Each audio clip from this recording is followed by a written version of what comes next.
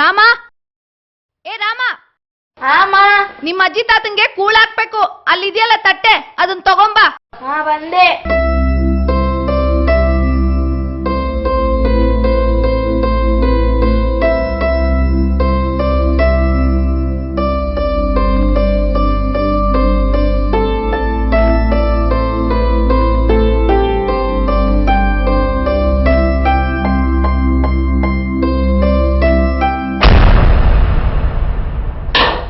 ಸರಿಯಾಗಿ ಹಿಡಿಯೋ ತಟ್ಟೆನ. ಎಂತೆಂತರೋ ನೆಗದ್ ಬಿದ್ದೋದ್ರು, ಇವ್ರಿಗೇನು ಬರ್ಲಿಲ್ಲ ಹೊತ್ತು.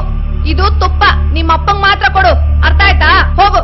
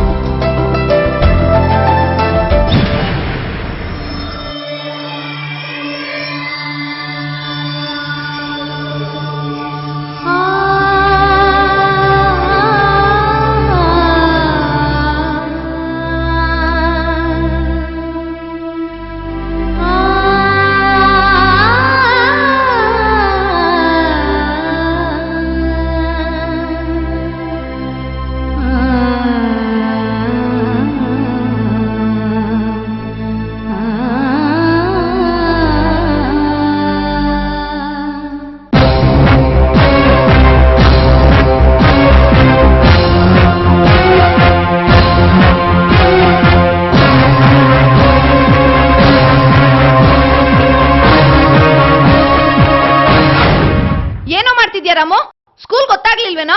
ಏನಿಲ್ಲಮ್ಮ, ಈ ತಟ್ಟೆನ್ ಜೋಪಾನಾಗಿ ತೆಗ್ದಿಡ್ತಿದ್ದೀನಿ. ಮುಂದೆ ನಿಮ್ಗೂ ವಯಸ್ಸಾದ್ಮೇಲೆ ಇದೇ ತಟ್ಟೆಗೆ ಊಟ ಆಗಕ್ ಬೇಕಲ್ಲಮ್ಮ.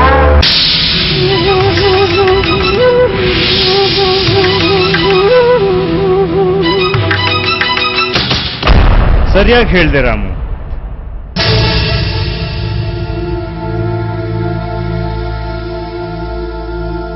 ಮಾಡಿದುಣ್ಣು ಮಾರಾಯ ಅನ್ನೋ ಗಾದೆ ಹಾಗೆ ನಿಮ್ಮ ತಪ್ಪಿಗೆ ಶಿಕ್ಷೆ ಇದ್ದೇ ಇದೆ. ನಿಮ್ಮ ತಂದೆ ತಾಯಿ ನಿಮ್ಮನ್ನ ಹೆತ್ತು ಹೊತ್ತು ಸಾಕಿ ಸಲಹಿ ವಿದ್ಯಾಭ್ಯಾಸ ಕೊಟ್ಟು ಈ ಸಮಾಜದಲ್ಲಿ ಒಳ್ಳೆ ನಾಗರಿಕರನ್ನಾಗಿ ಮಾಡಿದ್ದಾರೆ. ಹೆತ್ತ ತಂದೆ ತಾಯಿ ಋಣ 100 ಜನ್ಮ ಎತ್ತು ಬಂದ್ರೂ ತೀರ್ಸೋಕ್ಕಾಗಲ್ಲ. ಅಂಥದ್ರಲ್ಲಿ ನಿಮ್ಮನ್ನ ಹೆತ್ತ ತಂದೆ ತಾಯಿಗೆ ಒಂದು ತುತ್ತು ಊಟನೂ ಹಾಕೋಕ್ಕಾಗದೆ ಬಾಯಿಗೆ ಬಂದ ಹಾಗೆ ಬೈತಿದ್ದೀರಲ್ಲ. ಈ ನಿಮ್ಮ ಕರ್ಮ 100 ದೇವಸ್ಥಾನ ಸುತ್ತಿ ಅರ್ಚನೆ ಮಾಡಿಸಿದ್ರು ಕಳೆಯೋದಿಲ್ಲ. ನಿಮ್ಮಂಥ ಪಾಪಿಗಳಿರೋದ್ರಿಂದಲೇ ನಮ್ಮ ಸರ್ಕಾರ ಪಾಲಕರ ಪೋಷಣೆ, ಸಂರಕ್ಷಣೆ ಹಾಗೂ ಹಿರಿಯ ನಾಗರಿಕರ ರಕ್ಷಣಾ ಕಾಯ್ದೆಯನ್ನ 2007ರಲ್ಲೇ ಜಾರಿಗೆ ತಂದಿದೆ. ನಿಮ್ಮ ಹಿರಿಯರಿಗೆ ಆಹಾರ, ವಸತಿ, ಬಟ್ಟೆ ಹಾಗೂ ವೈದ್ಯಕೀಯ ಸೌಲಭ್ಯಗಳನ್ನ ನೀವು ಒದಗಿಸಲೇಬೇಕು. ಇಲ್ಲದೆ ಹೋದ್ರೆ ಹಿರಿಯ ನಾಗರಿಕರ ರಕ್ಷಣಾ ಕಾಯ್ದೆ ಅನ್ವಯ ನಿಮ್ಮನ್ನ ಬಂಧಿಸಿ ಕಟ್ಟುನಿಟ್ಟಾದ ಕ್ರಮ ಕೈಗೊಳ್ಳಲಾಗುತ್ತೆ.